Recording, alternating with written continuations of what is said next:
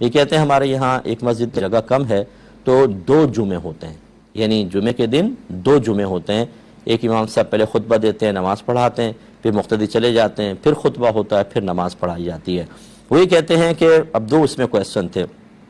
ایک جمعہ ایک امام صاحب نے خطبہ دیا، انہوں نے نماز پڑھائی،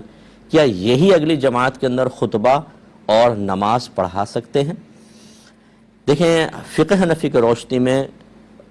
خطیب کا یعنی خطبہ پڑھنے والے کا اور امام کا الگ الگ ہونا بالکل جائز ہے۔ یہ ہو سکتا ہے کہ خطبہ کوئی دے اور نماز کوئی پڑھا، اس میں تو مسئلہ نہیں ہے، لیکن ہمارے ہاں فقہ حنفی میں جب ایک امام فرائض ادا کر لیتا ہے اس کے بعد اسی کی جماعت نہیں کروا سکتا، کیونکہ جیسے جمعہ ہے، اس نے جمعہ پڑھا دیا، اس کا جمعہ ادا ہو گیا، جب جمعہ ادا ہو گیا دوسرا جمعہ یہ امام دوبارہ نہیں پڑھا سکتا، اس لیے کہ فرض تو ادا ہو گیا، اب اگر یہ پڑھائے گا بھی تو یہ فرض نہیں ہے، یہ نفل ہیں،